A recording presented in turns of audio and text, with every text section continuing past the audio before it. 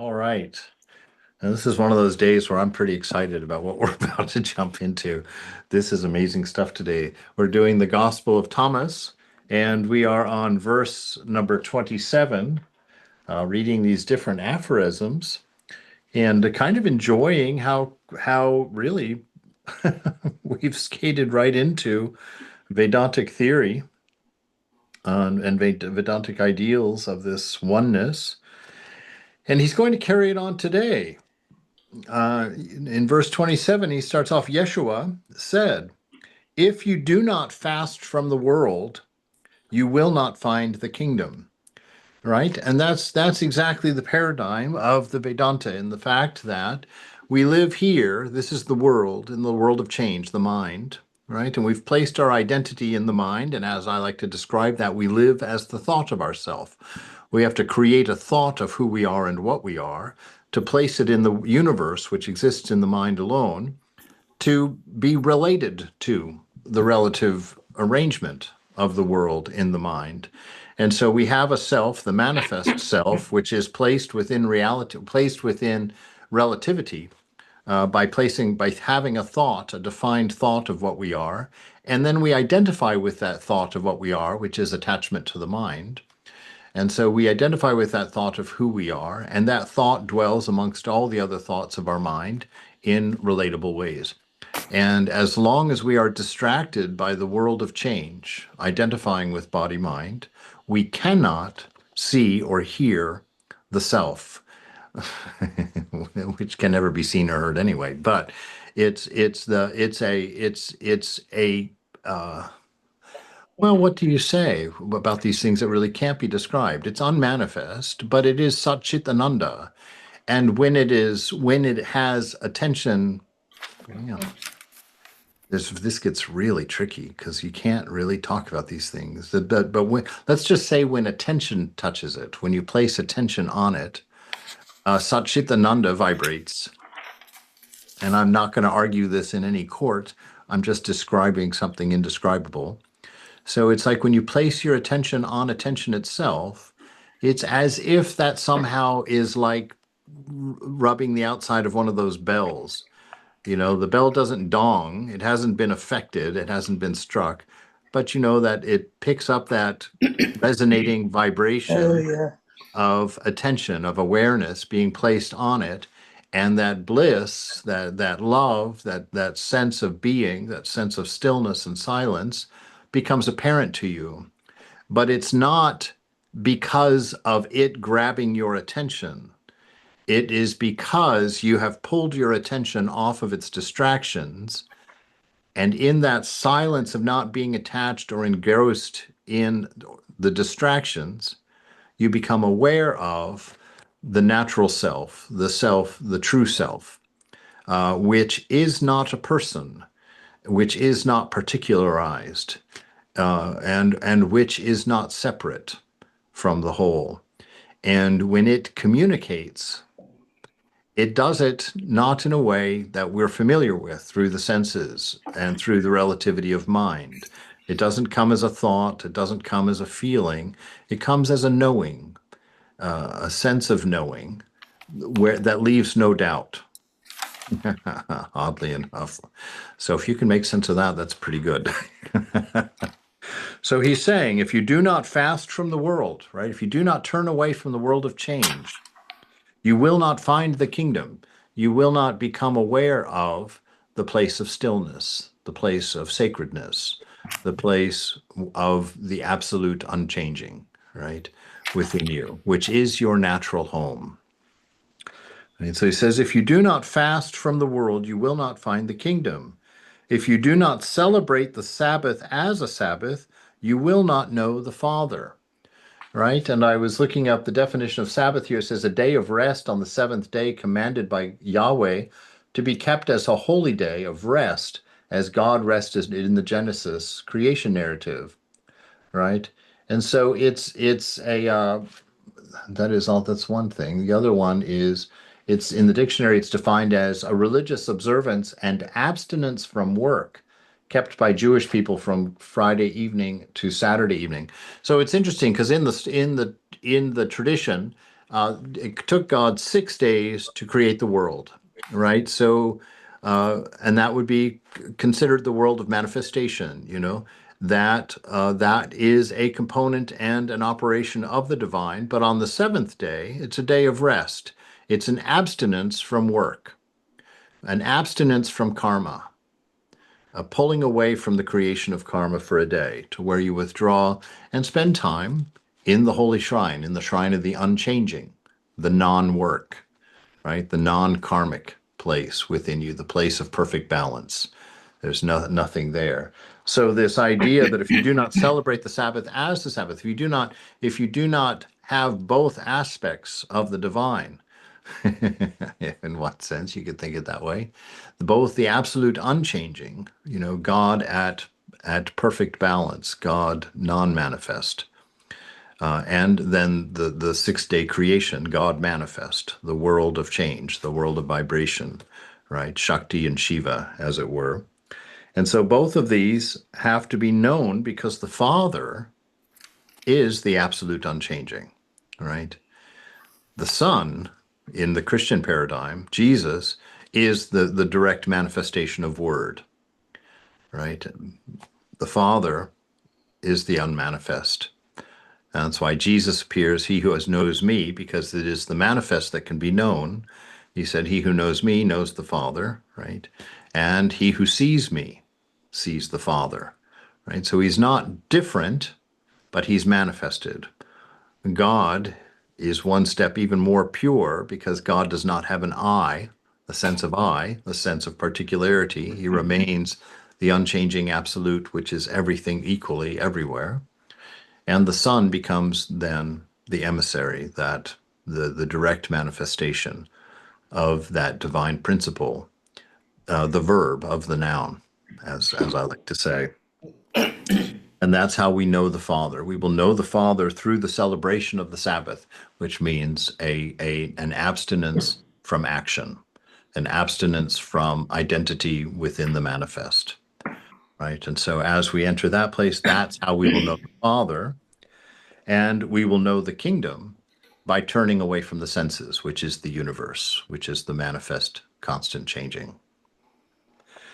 In 28, he says, Yeshua said, I stood in the midst of the world and revealed myself to them in the flesh. I found them all intoxicated, right? Intoxicated by what? By the senses, by our addictions, our appetites, that we continually, the appetites that we chose when we ate of the fruit of egoism in the garden within, right?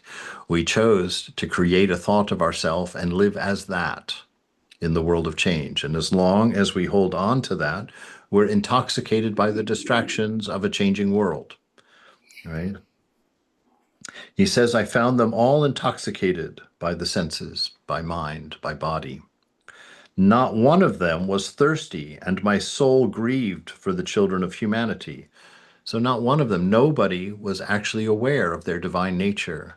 Nobody was actually wanting to know or even believing in such a thing.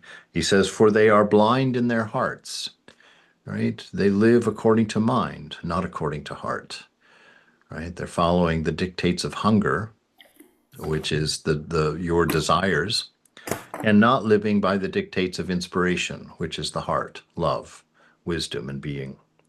They do not see, right? We don't know what this world is. We are looking at a singularity. We're looking at God, but not one of us can identify him, right? Not one of us see this as God. We see a material world, absence of spirit, absent of spirit. So they do not see. They came naked into the world, right? We were delivered here with nothing, and naked they will leave it. They will get nothing from the world.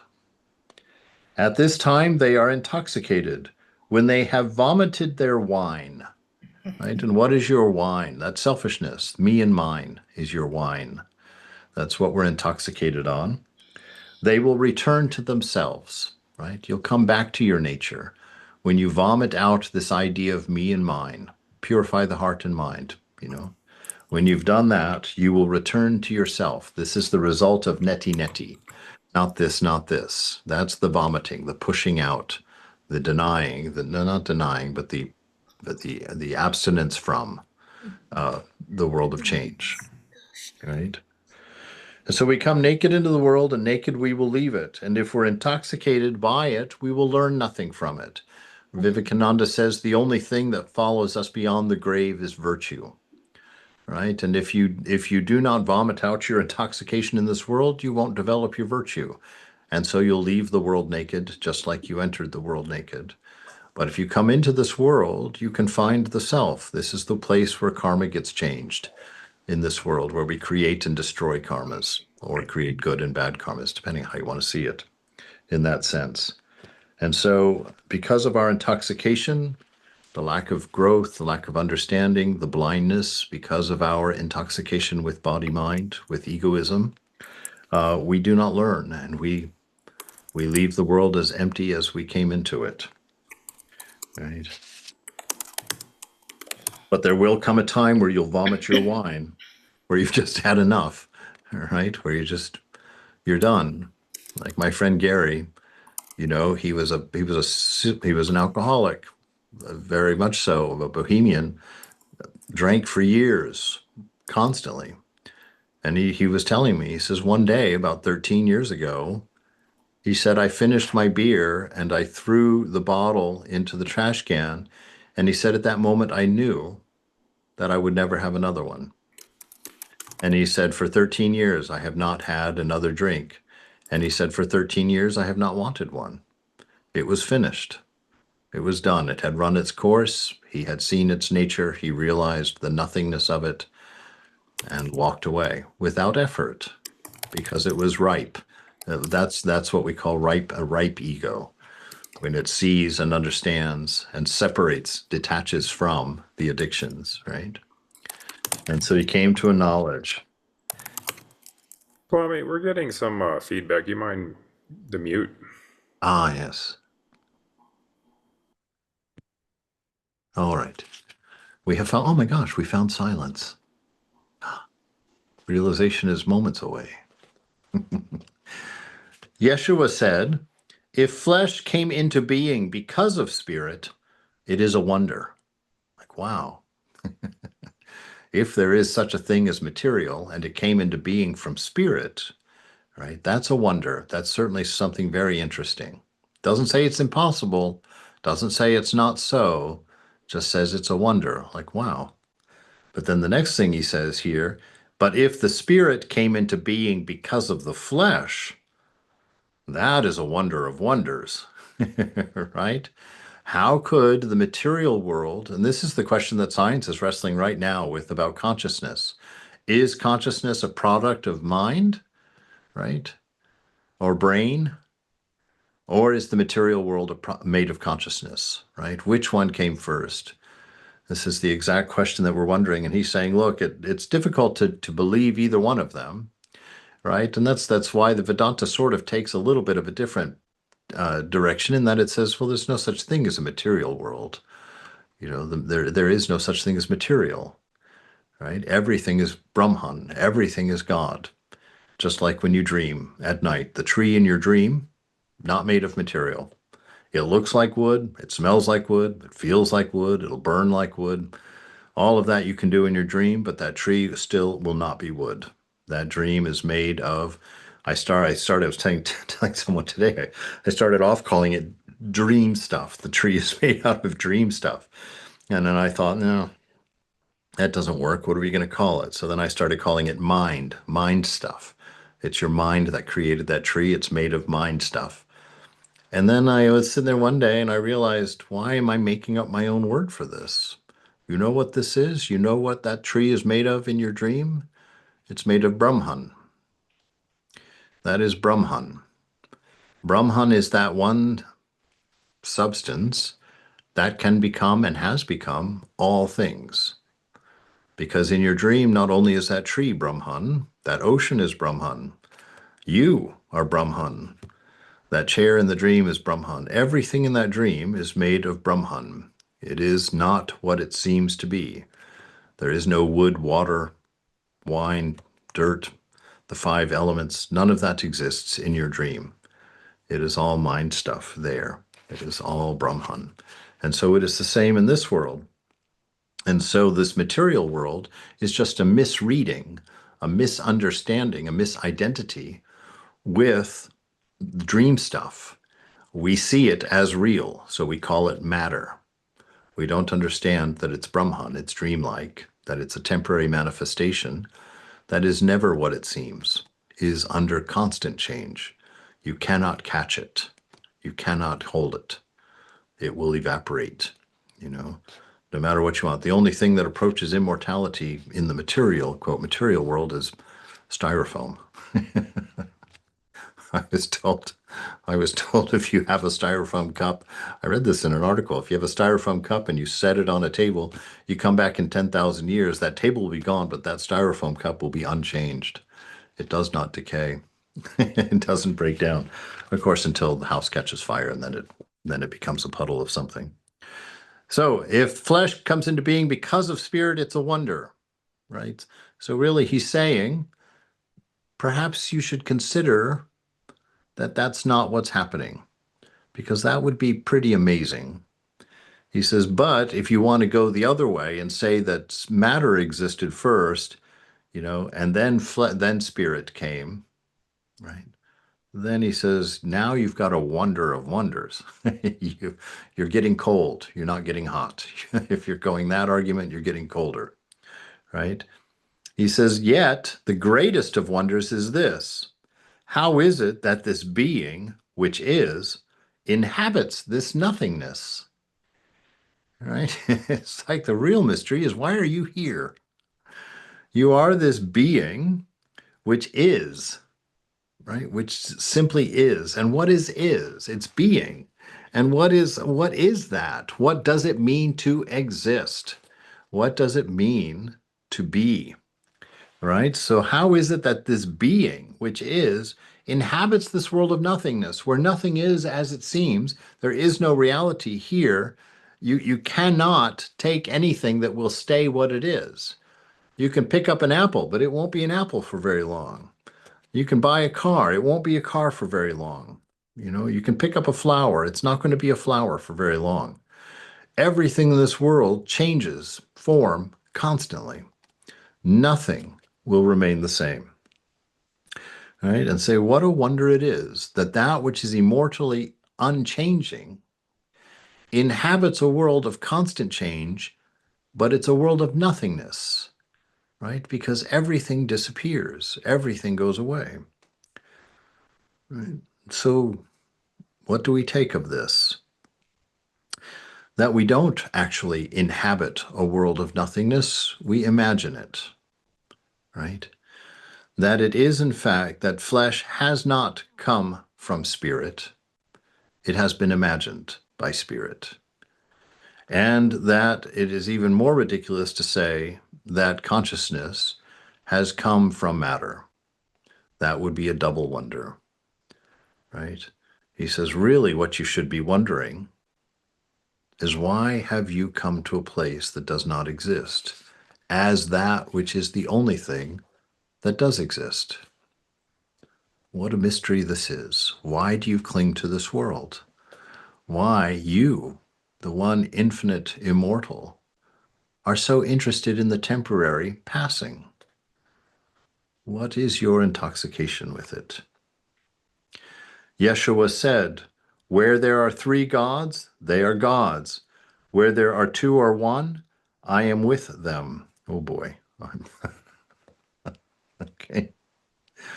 Where there are three gods, they are gods.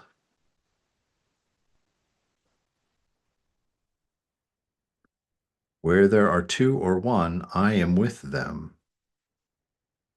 Ah, his presence is necessary to uphold anything else. He is the only divine reality. If there are three gods, they are all three gods, right? If there are only one or two, I am with them. That means I am indicated there. Interesting. I don't know if that's exactly it. Let's see here.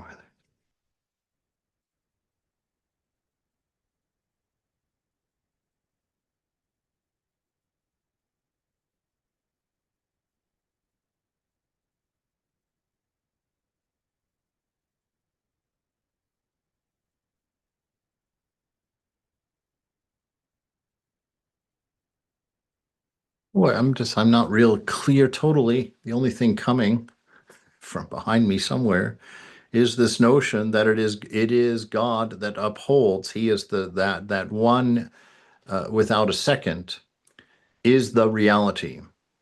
Everything else that exists, call it gods, call it anything. It doesn't have to be gods in this aphorism. He's saying gods, but basically him, without him, the ultimate reality, nothing else exists independently of him. If he is not there, if that one without a second is not present, nothing is here. If two or one are there, then if it's two, then he's the third. If there's one, then he's the second, right? And that's where it's describing the fact that if there are three, it's the two with him, right? So he's just kind of playing a thing with words here, that he is the only reality, that all things depend on him for its reality. Like the dream, no matter how many people in the dream there are, none of those count if the dreamer is not present. If there's no dreamer, then there can be no multiples, right? But if the dreamer is there, there can be multiples. There can be a whole army of people. There can be a universe of people, right? Where there are two or one, I am with them. Yeah. We'll come back to that one. I'm going to circle that one and come back to it. I'm going to do some meditation on that one this week. Just highlight that here. All right. 30. Swami, Yes. I have a comment. I just looked at the Google. Great. Three gods in the Gospel of Thomas. It says three gods. There are not three different gods, but one God existing as three co-equal, co-eternal persons: the Father, the Son, and the Holy Spirit. Oh, okay. So that makes sense. It seems, I was just looking at it, and that a doctrine known as the Trinity. Yeah. This means that God is one being with three distinct roles and manifestations. It's almost similar to Hinduism, isn't it? There is no one God in Hinduism. It's all manifestations. Brahma, Right. Vishnu, Maheshwara, all this. Yes. I mean, in Hinduism, it's a little bit different. So many manifestations in Yes. Hinduism. It's confusing for anybody other than Hindus. So, Right. Well, because Hinduism is there's one God, one reality. Brahman is that ultimate reality, yes, and that consciousness. without an ultimate reality, nothing else can exist. Yeah. But that one reality can be anything. And I think you might be right there with Yeshua saying, where there are three Mhm. gods, Father, Son, and Holy Spirit, although Father, they're Son, not and really, Holy Spirit. they're not really referred to as gods all independently. share, all sharing the same divine essence. That's what Yes, it says. that is Yeah, true, but they're never treated independently. They're always they're all one. that might be why he says when there are three gods, they are gods. It's like that. They are not. Yeah, if you take it as the Trinity, Mm, he is that Trinity as a whole. yeah, He said, if you only have one or two, I am with them. Right. So, one God existing in three. Yeah, mhm. I'm just wondering when there are two, I'm with them. That's confusing. Yeah, when there are two or one, I am with them. Mm-hmm. I'm thinking maybe just with two, it may be like Ram and Hanuman. Like if there's a separation, there's two, but it's still one. So that's why if there's one or two, I'm still there, because it's like when there's a separation, there's two, but practically It's one. it's one. He's the master and the servant. So that's how I understand this two, that I'm Mhm. there. But that's just a thought. Yeah, it's interesting. Okay. Well, It can go a lot of different ways. I think all of them bring some enlightenment with them, bring some light with them. So I think we're all there. I think there's probably a lot more to be said about it. I want to spend some time with it. Where there are three gods, if that's going to go for Father, Son, and Holy Spirit, they are gods. Where there are two or one, I am with them. So he's not denying, that the one or the two. He's just saying that they imply me. Basically, I think he's just basically saying that I am the preeminent. I am the original cause. Without me, there cannot be any number of anything, let alone gods.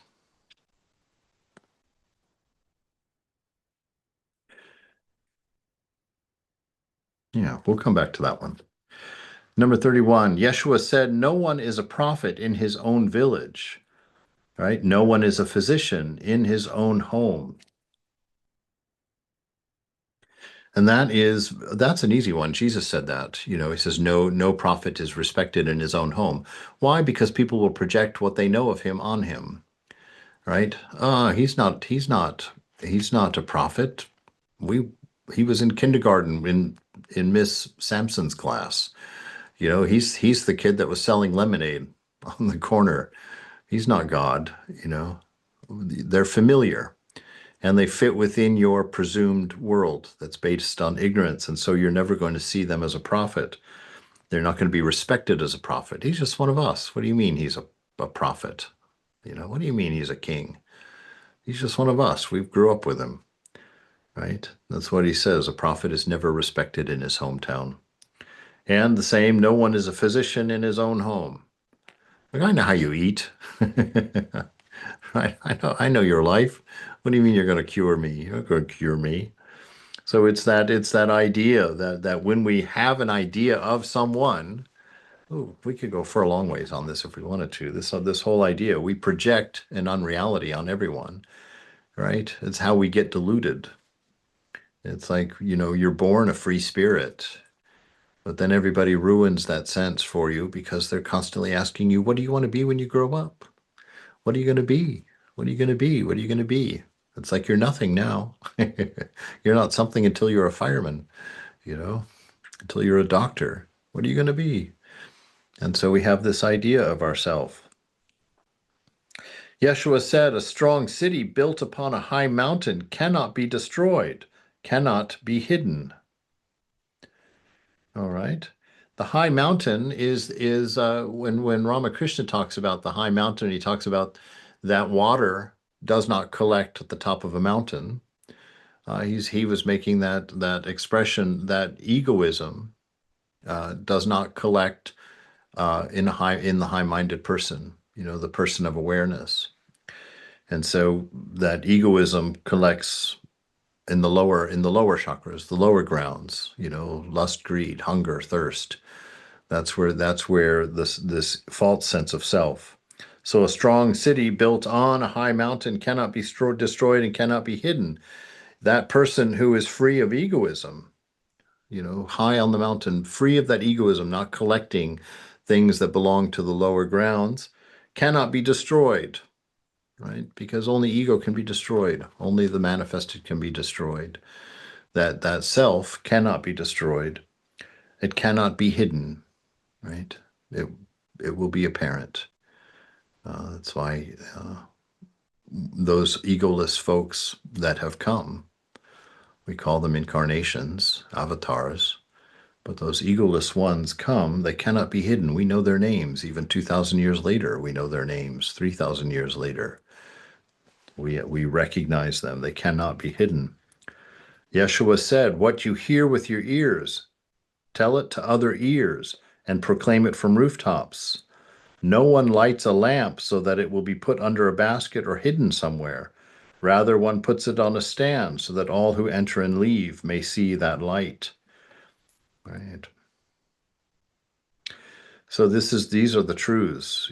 Jesus is always telling them, he who has ears to hear, let him hear. Right. And then he gives them a parable and explains that parable to them. He who has eyes to see, let him see. And he's always referring to a truth, to an understanding of things. And so what you hear, these truths that you hear, talk about them, share it to other ears, pass it around, talk about these holy things together, proclaim it from the rooftops because it's beautiful, it's light, it's love, it's wonder, it's the way to freedom. It's not a judgment, it's not a screaming at people. It's an announcement. Hey, oh my God, it's over here. I found something. This is amazing. Come, take a look at it. I can show you it to you. No one lights a lamp so that it will be put under a basket or hidden somewhere. Rather, one puts it on a stand so that all who enter and leave may see that light.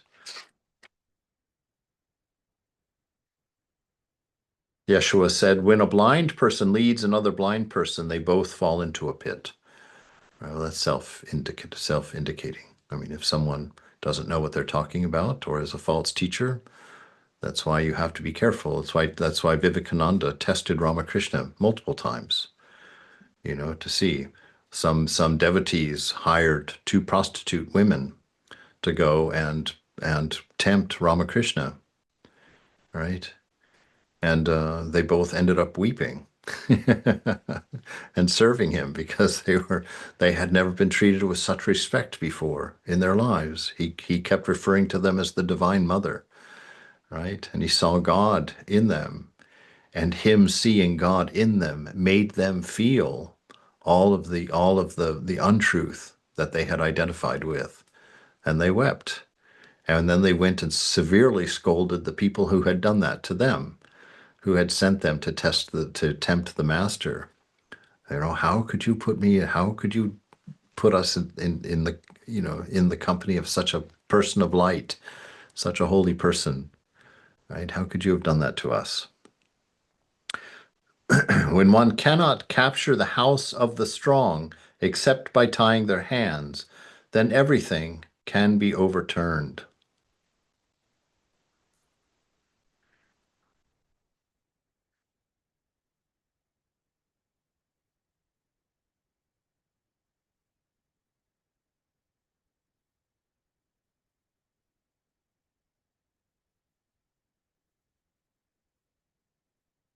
One cannot capture the house of the strong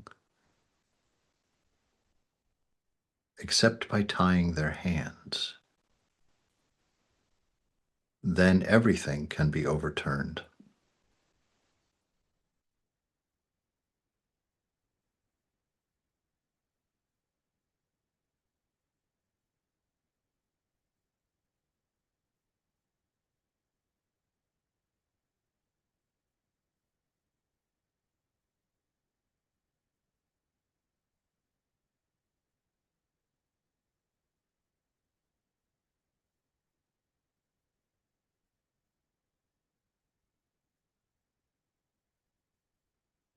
All right.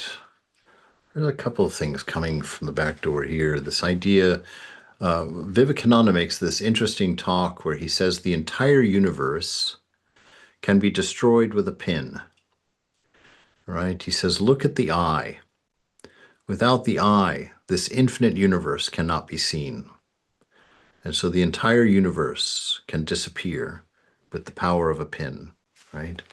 And so here he is saying one cannot capture the house of the strong. So that the strong meaning the strength really of the physical strength, really the material strength of a person. But everything can be undone with the tying of their hands. Okay, the tying of their hands means an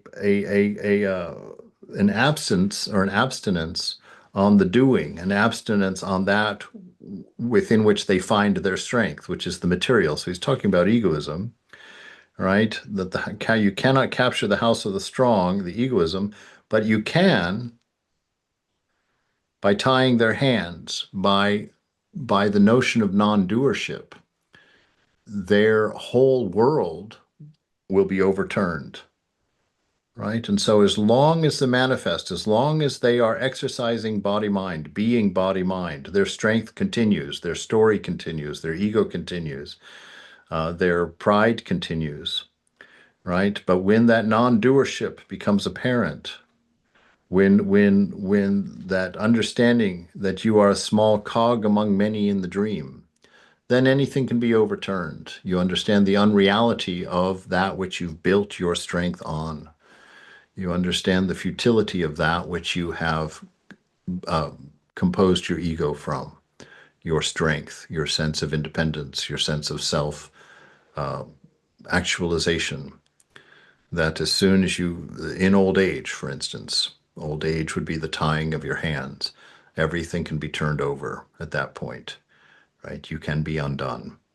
If your strength comes from the manifest, from the changing, you can easily be undone because it's not permanent.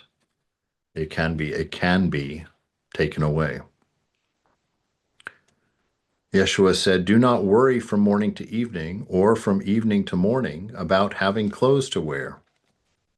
And that's just that verse that Jesus says. He says, "Look at the lilies of the field, that they do not toil and spin, and yet I tell you truly, no one is arrayed as they are," right? So will not God, who has arrayed the lilies of the field so magnificently, will he not also take care of you? He says, "Look at the birds and the animals. They don't toil or spin, and yet your Father knows what they need. If he is taking care of all of that, will he not also take care of you?" Right? So it's this notion. It's like, understand the reality of the divine and don't trouble yourself about things that you cannot solve. Right? These things will be taken care of. Your Father in heaven knows that they're needed, and he will provide it. And there were times in my life where I didn't believe that as much as I do these days. And that's just because of my experience of those 2 years in Colorado, where without asking for a single thing, it's still amazing for me even to think about it. 2.5 years, I go to Colorado, no announcement, no request for money, no asking, no fundraising, nothing. And well over $100,000 came my way in those times, Paid for all the plane tickets, paid for all the rents, paid for the health insurance, paid for the clothing, paid for my food, everything covered easily without any. There was never a glitch. There was never a moment of like, oh my God, we're not going to make it, right? And all of that came completely unasked, and it was exactly what was needed, right?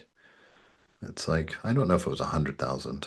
I haven't actually summed it all up, but it was probably about a good solid 2,000 a month for all of my expenses while I was out there. And I just walked out of the monastery, rented a car, and showed up in Colorado and started. The first thing we established was the shrine in my room, and that seemed to be the center of it. Because anytime that things were expressed there, things were taken care of. So don't spend your time worrying about the things of body-mind, the egoism of what to wear, and how will I survive, and who will feed me? All of these needs, don't worry about them. His disciples asked, "When will be the day that you appear to us? When will be the day of our vision?" Yeshua replied, "On the day when you are naked as newborn infants who trample their clothing, then you will see the Son of the Living One, and you will have no more fear." Right? So, of course, what is he saying there? When you are naked as newborn infants, right? Completely lacking in egoism, completely pure. When you've left the ideas of me and mine behind, when you've surrendered, on the day when you are naked as newborn infants, you have no egoism, no sense of doership. It's a complete and absolute surrender. It's the grand renunciation that Ramakrishna talks about. That's the trampling of their clothing, right? Anything that think of what your clothing does. It protects your modesty. It announces who you are, right? You go out and look for things that make you look nice, right? You go out, you want to look well off. You want to look pleasing. Well, it's all the expressions of egoism. Clothing is a major expression of egoism, right? You go outside dressed fine in fine linens. You feel confident, feel strong. You go out there dressed in dirty clothes that you've been working in the garden. You're not going to go into that restaurant, right? We don't feel that confidence. And so on the day when you are naked as newborn infants who trample their clothing, got grand renunciation, all of this stuff that this identity material, not just clothing. I mean, this is the whole presentation of self, all of the trinkets of mind that you've collected, all of the things within the world of attributes that you've collected to describe yourself, your gender, your job, your wealth, your education, your intelligence, your looks, the quality of your voice, the hair in your ears, all these things that you've identified with as you, when you have put them off, return to the day when you walked into this world with no identity. You had nothing to announce your greatness, your purpose, your presence, your oneness, well, anything. You were just being. You were purely in the moment. So on the day when you are naked as newborn infants who trample their clothing, then you will see the Son of the Living One, and you will have no more fear. This is that point that we talk about, that God can only be known through silence, through the complete absence of any cognition of who you are and what you are. When the mind shuts up and you stop listening to changing things to describe yourself, when you shut them up in that silence, you know who you are. You cannot say it, you cannot define it, you cannot discover an attribute for it, but you know in that sacred knowing who you are in that quiet. And then you will have no more fear, right? Because you will know. There's no one there to know, but in that space, which is not space, in that thing again, here we are, that thing that cannot be spoken of because it is not a place of attribute or thought. Then you will have no more fear, because you will know one without a second, whose nature is love, wisdom, and being. What is there to fear? And in your knowledge of that, fear cannot abide. Fear cannot remain. And in my experience with moksha prana, that was the death knell to my old life, is when she gave me that sense of no fear, when she told me, or not told me, because she didn't tell me, she handed it to me mentally somehow, that everything is okay. The breakdown that I had from that was not out of fear or lament. The breakdown that I had was from an absolute and utter relief of being able to lay down all of that fear, all of that anxiety, just to hear from a sacred source in a way that you cannot deny that everything is okay. You will have no more fear. Right? You will have no more fear when you see God as God. Yeshua said, "Often you have wanted to hear the words I speak to you now. No one else can say them to you. And the days will come when you will seek me and do not find me." Right? So he has come to tell us exactly that. What we've always wanted to hear, of salvation, of freedom, of being children of the light, of a love that has no equal, a love that has no condition upon it, and that we live squarely and safely in the middle of that love. He says, but no one but him can say them to you. Why? Because of his integrity and his knowing. If someone who's not a mathematician, you just grab some guy eating pizza off the street and you take him to a calculus class and have him teach the class, even if he reads the text there the whole time, he doesn't know the subject. And so it won't come across with that confidence. It won't come across with that fullness. And you'll be there like, what's he talking about, right? Uh, really, it'll sound like me when I was reading that if there are three, I am three gods, they are gods. If there's one or two, and I'm like, oh boy, that's that's what he's talking about. That's why I can't tell you this because I'm not seeing that. I didn't see. I couldn't see through that one.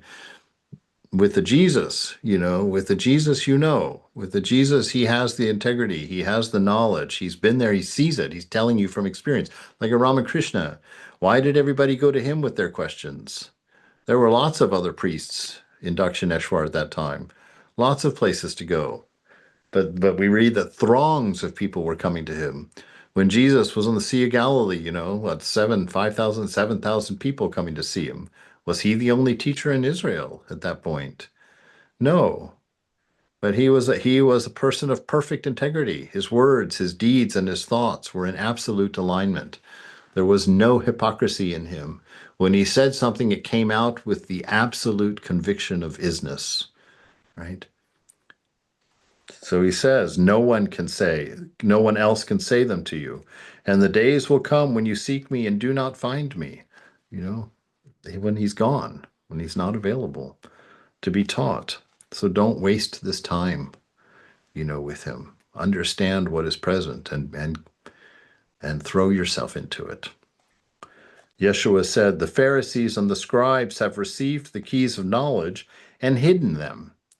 Right? That's what Buddha was saying, about the Brahmins in northern India there, that they had all of these secrets of the reality, but they hid them behind all the rituals that you had to come to them to pay for and to get them, right? They took control of the truths of religion and used it for their privilege, used it for their advancement. And so in Israel, that was the same message that Jesus said, that Jesus came with. These people have locked you up and subjugated you to them so that you have to pay them.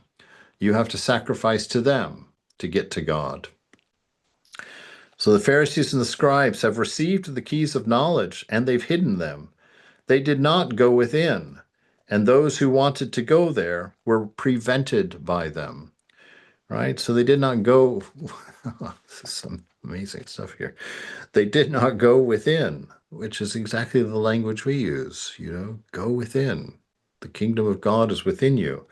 So they did not go within, right? Because they were interested in the material, body, mind, and profiting and control and power and respect and privilege. They did not go within. And when Jesus came telling them, look, you don't need all this other stuff out here. God is within. Go within. I'm giving you salvation, freedom from all of that. They prevented him. They killed him, actually, which is a form of prevention. Took care of that situation, their knowledge. And so this is the important thing. Don't let your religion serve your ego. If it does, you are preventing people from knowing these beautiful truths. They did not go within, and those who wanted to go there were prevented by them. As for you, be as alert as the serpent and as simple as the dove. Beautiful. So don't be egotistical. Be as alert. Watch that mind constantly. That constant discernment. Do not let a single thing happen in your inner world that you are not aware of. Right? Watch carefully. And if you do that just for 5 minutes, you'll know exactly why you need to do it. Because that mind is a wily, mischievous toddler, that's always, always trying to take a piece of cake from you. Be as alert as a serpent and simple as a dove. Just pure. Be guileless. Don't have agendas when you talk to people. Don't have agendas for your actions. Your actions are by inspiration, not by hunger.